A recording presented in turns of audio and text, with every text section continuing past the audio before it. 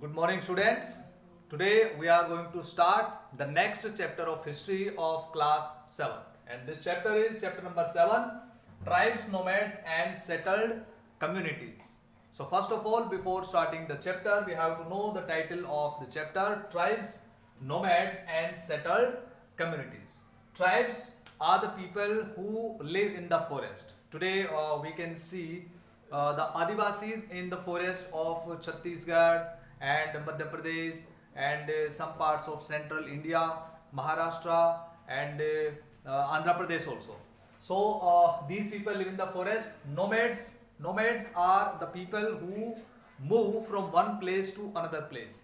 It means there is no settled house for this kind of community. So nomads people move from one place to another place in search of food, in search of other commodities and with their cattle.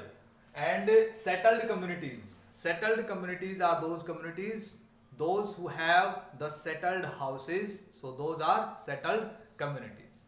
So let's start the chapter. First of all, you have listened about Varna system.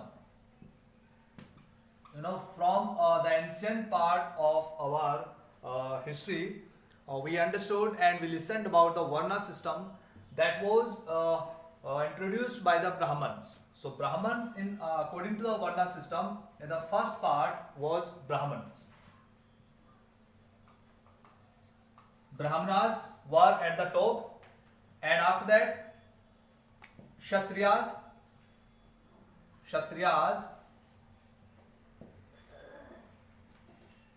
and Shudras, Vaishyas. Third was Vaishyas and fourth was Shudras. So after that, these were the main four groups in the society, and then after some time subsequently these four main groups were divided into subgroups. So these were the subgroups like that. In these subgroups, and these subgroups were known as castes. So this was the caste system, or we can say that Varna system introduced by the Brahmins. So those people who were not involved in this caste system, clear, they used to live in the forest, were known as tribal people. It means tribal groups. These people are known as tribal groups who are not the part of this Varna system. Getting my point? So who are tribes? Now the topic, who are tribes? So let's start with the topic, first topic of this chapter. So the first topic is who are tribal people, and especially before the discussion who are tribal people, we have to know that what the tribal people used to do in the past. At that time, excluding the Varna system, tribal people used to live in the forest traditionally, and they used to do the agriculture. The main functions of tribal people: agriculture in the primitive form of this agriculture they used to do, and hunting, gathering. In this hunting gathering, they used to hunt the animals and other creatures. They used to eat them, and they used to gather different kinds of essential commodities from the forest. So finally we can say that tribal people were completely dependent on the forest. They lived in the forest, and forest were like their homes because they lived in the forest. They collected the different kinds of commodities, essential commodities from the forest. They used to hunt the animals, and also used to grow the crops. It means some kinds of agricultural activities they used to do. So these were the main activities done by the tribal people. But who were these tribal people? Especially we'll start from Punjab. In Punjab, Khokar community, Khokar tribal community used to be there in the 13th and 14th centuries in Punjab, present day Punjab area. After that, one more important tribal group, that was Gakhar. Gakhars used to be there, and their leader was very famous. Kamal Khan Ghakkar was appointed as Subedar of this Pargana or the particular area by Mughal Emperor Akbar, right? After that, Langahas in Multan and Arghuns in Sindh. These were also very important tribal groups in the northern part of India at that time. Gaddi shepherds, also very famous. Gaddi shepherds in western Himalayas, like present today Himachal Pradesh and surrounding areas of western Himalayas. So Gaddis, Nagas and Ahoms were the groups. Today also at present also these tribal groups are found in northeastern parts of India, along with some other groups like Garo, Khasi group, and some tribal groups are found in Assam also, in other parts of India.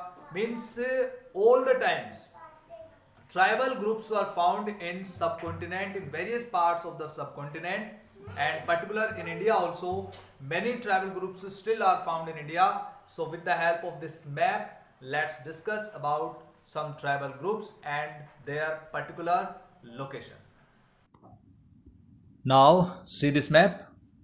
In the North India, Gakhars and Khokars, in these areas we discussed about before a short while, and after that Janjuhas, Langas and Arguns in Sindh, and Langhas in Multan area, Samaj in present day southern Pakistan near Indus River, and Jaitwas and Kolis in Gujarat, Bhils in the central part of India, and in some parts present day Madhya Pradesh, Rajasthan, Gujarat, and some parts in Maharashtra, Bhils.